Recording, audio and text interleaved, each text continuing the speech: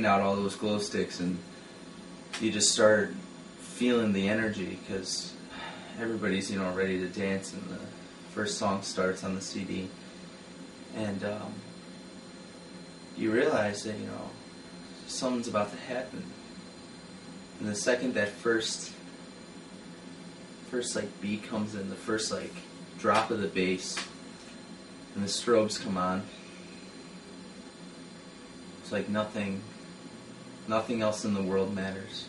First rave, it's a pretty big event in my life, I'd say. Definitely a milestone.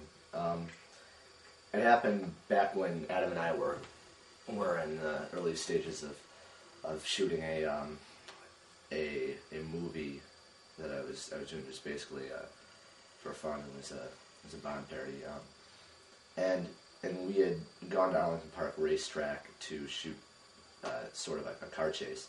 We were just sitting there at Arlington Park, and I don't know what to do. We're just sitting around, and I'm bored because all we're doing is trying to figure out how to film. And Chris Wright, C-Dub as we call him, he's next to me. He's like, "Oh yeah, this music sounds amazing." And I go, "Yeah," because everybody used to make fun of my techno, not anymore. And he just turns it up, and just nuts, man. Stuff started, just people started going nuts. People running all over the place, and all I could think is, I gotta get this on tape. I gotta, and that's what I do, And, as I was watching the whole spectacle, it just really dawned on me, this is something, this is gonna be something big. This is something that, Adam, this is his thing, We get out of the car and we just start dancing like there's no tomorrow, and we're just going nuts, man. And we're just like totally in the moment. Brian and Dave come along. Alex starts taping it, and it's just like, what is going on here? And we're just like having the time of our lives, going around the car, dancing around the car, humping the car. And none of us knew then that was going to be this huge thing that we were going to start doing. None of us knew it was going to blow up like that. No, what raving is now is a total fluke. And I guess, and I don't want to, but I'm going to have to thank Chris Wright for that.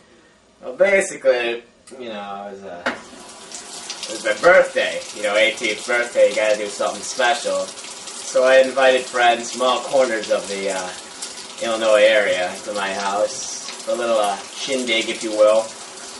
It was alright, man. There was a lot of people. Delicious food from Portillo's. Great restaurant, by the way. And, well, it's kind of lame, honestly, but then, my friend Adam Majewski showed up. All we did was, it was pretty much spontaneous. I mean, we got 100-pack of glow sticks. I mean, that's what we're Ravers. You need those. That's how we got turned on. Yeah. I mean, right away, the glow sticks, and we had our jukebox playing. What was it? Too Cool Chris, I believe. I believe it's Too Cool Chris. Yeah. And there's a party going on in this house, and the raving squad, which we are now a part of. Rave squad, which we are now a part of. We busted in through the door, and unsuspected, of course.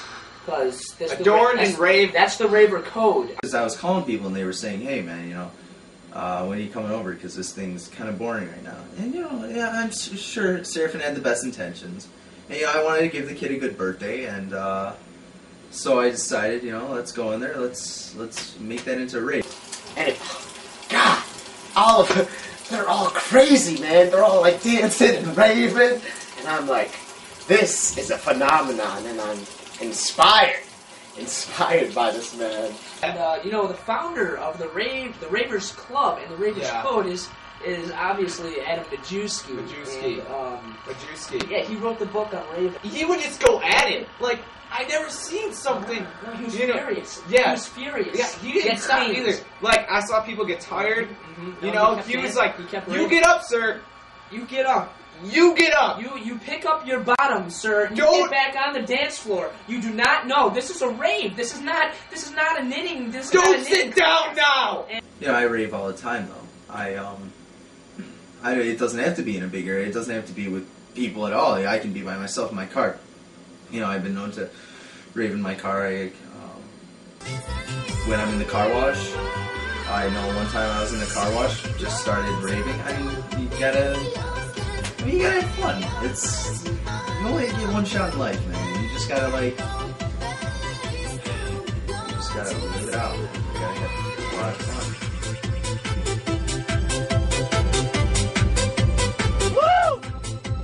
Car wash! Oh, yeah!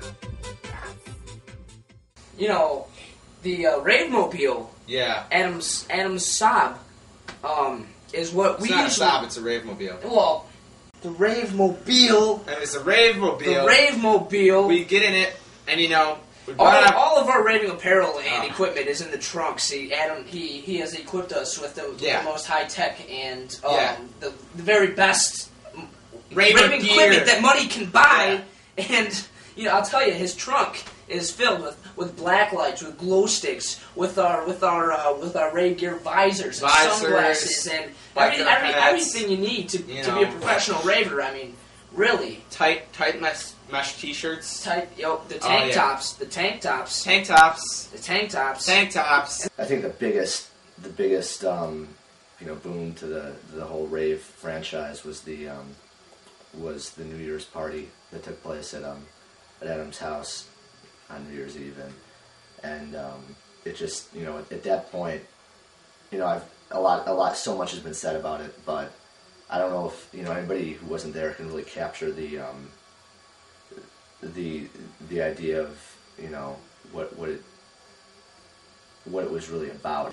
And way more people than I expected, and they just came in, and come midnight,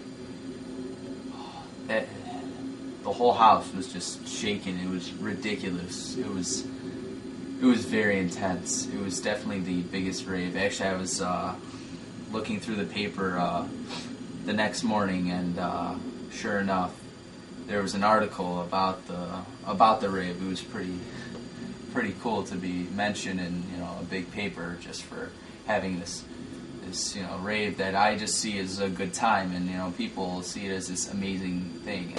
I don't know much about life, or even raves for that matter, but I do know this. One man had a vision. That man is Adam Majewski. Adam saved this gentleman right here. He did. He brought him right out of his depressive hole that he was dwelling in. He brought him to the light. He brought him I'm better now. I raved again, and it was a positive rave. You know, it was real. You're upper. Just get me out of there. You know. I am so eternally thankful for the kind of light that Adam has infused, like on me. It was kind of like almost like lit me on fire in a sense, not in a bad sense, you know, but in a sense that I think Plato once said was, in the words of, I would describe it as totally sweet. I don't think I'm going to stop raving, because it's just something that cleanses my soul, and when I rave, I feel whole, and that's what it's all about, man. That's why I keep doing it, and I go around anywhere I can and try to give people a little taste of that, and you know, I will keep doing streetlight raves. I will keep raving in my friends' driveways. I will keep raving by myself in a car wash. And, you know, I will hold the occasional big rave. And, because raving is a part of my life.